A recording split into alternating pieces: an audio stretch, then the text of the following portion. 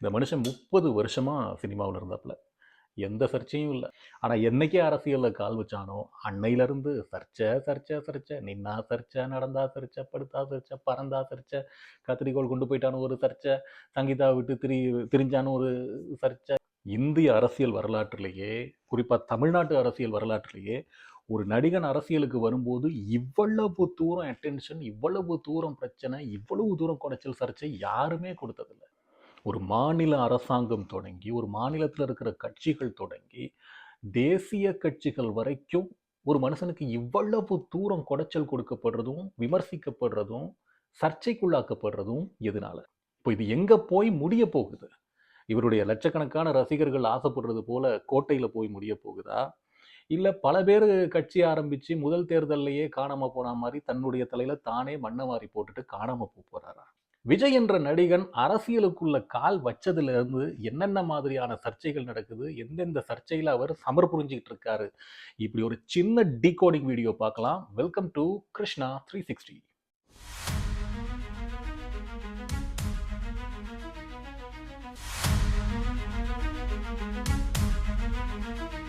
பொதுவாகவே செலிபிரிட்டி கேட்டகரியில் இருக்கக்கூடியவங்க வந்து அரசியலுக்கு வரப்போறாங்க அப்படின்னா எப்பவுமே குடைச்சல் கொடுக்க தொடங்கிடுவாங்க.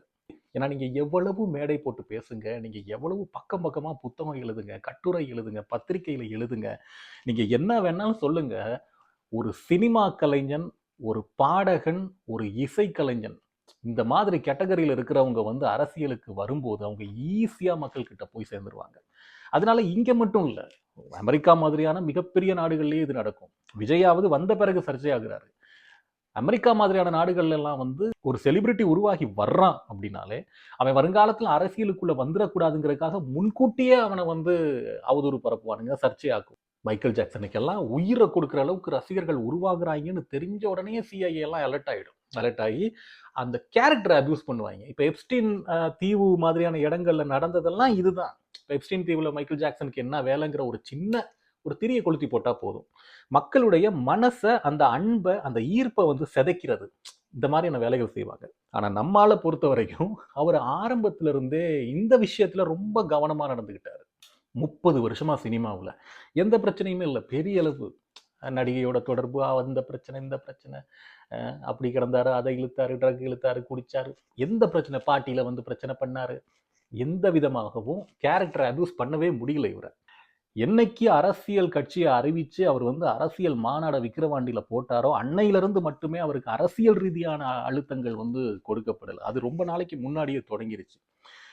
சிஐஏ மாதிரி இங்கேயும் பல பேர் வந்து மோப்பம் பிடிக்க தொடங்கிட்டாங்க. இவருடைய வளர்ச்சி எப்படி இருக்க போகுது அப்படிங்கிறது, இவருடைய திட்டம் என்ன, இவர் எந்த ட்ராக்ல போறாரு அப்படிங்கிறது நிறைய பேருக்கு மூக்கு வேர்த்துருச்சு. இதை எப்படி சொல்லலாம் அப்படின்னா, இந்த 2005ல சந்திரமுகி ரிலீஸ் ஆகுற அந்த காலகட்டம் இருக்கு பாருங்க. அப்பெல்லாம் வந்து ஸ்டார் காய்ச்சல் தான் தமிழ்நாட்டு நடிகர்கள்ட்ட இருந்தது. சூப்பர் ஸ்டார் அப்படின்னா அவர் தானே பீக்கு. அப்ப தாம் பேருக்கு பதிலா தன்னுடைய பேருக்கு பட்டமா ஸ்டாரை போட்டுக்கிறது. அப்படிதான் ultimate star, supreme star, mega star, nuclear star, universal star, கொன்னுட்டாரு, இப்படி ஏகப்பட்ட ஸ்டார் வந்துட்டே இருந்தது. தொடர்ந்து வச்சுட்டே வந்தாங்க. ஆனால் 2005க்கு அப்புறமா பார்த்தீங்கன்னா, ரொம்ப முக்கியமாக கில்லி படத்தினுடைய அபார வெற்றிக்கு அப்புறமா விஜயுடைய அந்த இமேஜே மாறிடுச்சு. ஒரு துருதுருப்பான ஒரு இளைஞனாக தமிழ்நாட்டு மக்களின் வீட்டுக்கு ஒரு பிள்ளையா விஜய் மாற தொடங்கினதும் அந்த ஸ்டார் காய்ச்சல் போய் எல்லாருமே அந்த ஸ்டார் பட்டத்தை தூக்கி வீசிட்டு அதுக்கப்புறமா தளபதினு பட்டம் வைக்க தொடங்கிட்டானுங்க எல்லாருமே. அப்படி வந்த தளபதிகள் தான் இதய தளபதி, இனிய தளபதி, இதய தளபதி, இடித்த தளபதி, சின்ன தளபதி, இப்படி விஜயினுடைய அந்த கிரேஸை வந்து திசை திருப்புறதுக்காக ஏகப்பட்ட தளபதி டைட்டில்கள் வந்து அந்த நேரத்தில் வந்தது.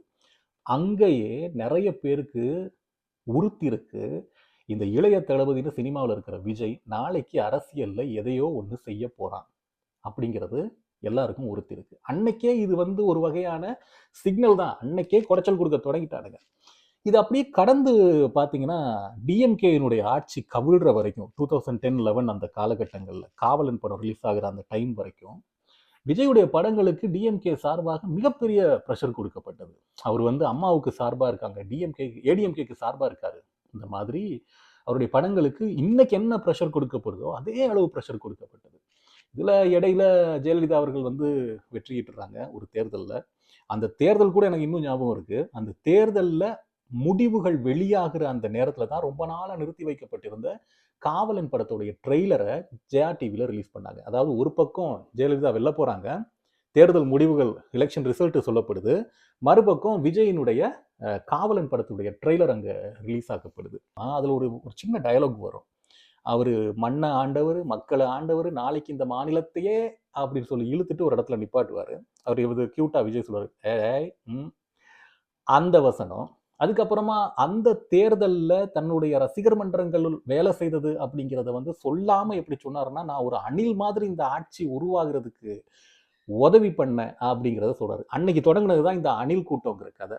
இன்னைக்கு வரைக்கும் பிடிச்சிட்டு இருக்கானுங்க. இந்த 2 விஷயத்தை பிடிச்சு ஏடிஎம்கே ஆட்சியில அல்லது அம்மா ஆட்சியில விஜய்க்கு மிகப்பெரிய அளவு குடைச்சல் கொடுக்கப்பட்டது. அதெல்லாம் வரலாறு உங்களுக்கே தெரியும். இவரும் சும்மா இருக்க முடியாம அடுத்த படத்துக்கு தலைவான்னு ஒரு படம், அது அடுத்த படமா தெரியல, தலைவான்னு ஒரு படம், டைம் டு லெட்னு ஒரு டைட்டில் போட்டாரு. அந்த அம்மாவை பத்தி உங்களுக்கு தெரியுமே, அந்த அம்மா சும்மா இருக்காட்டியும் அவங்கள கூட இருந்தவங்க எல்லாம் எவையெல்லாம் இன்னும் 15 வருஷம் கழிச்சு வளருவானோ அவனையெல்லாம் டார்கெட் பண்ணி அமைதியாக்கிடுவானுங்க, மியூட் பண்ணி விட்டுருவானுங்க. அப்படி தலைவா படத்துக்கு குடைச்சல், தலைவா படத்துக்கு குடைச்சல் கொடுத்து ஒரு மாதிரி இந்த டைம் டு லேட் எல்லாம் தூக்க வச்சு, அப்புறம் இவரும் போயிட்டு இப்படி இப்போ கையெல்லாம் அப்படி கட்டி நின்று கொடநாடு இப்போ வாசல்லையே போய் ரொம்ப நாளாக நின்று அப்பாயின்மெண்ட் கிடைக்காம அப்புறம் நடு ரோட்டில் வச்சு அவமானப்படுத்தி ஜெயலலிதா அம்மா சந்திச்சு, அது அப்புறம் அந்த படம் ரிலீஸ் ஆன கதையெல்லாம் நமக்கு தெரியும். அங்கேருந்து ஜெயலலிதா அம்மா இறந்து போகிறாங்க. அது வரைக்கும் இவருடைய அரசியல் கதையெல்லாம் கொஞ்சம் சைலண்ட்டாக இருந்தது. அப்பப்போ சின்ன சின்ன ஹிண்ட் கொடுப்பாரு, அரசியலுக்கு வரப்போகிறேன், அரசியலுக்கு வரப்போகிறேன் அப்படின்ற மாதிரி ஒரு சில விஷயங்களை சொல்லுவார்.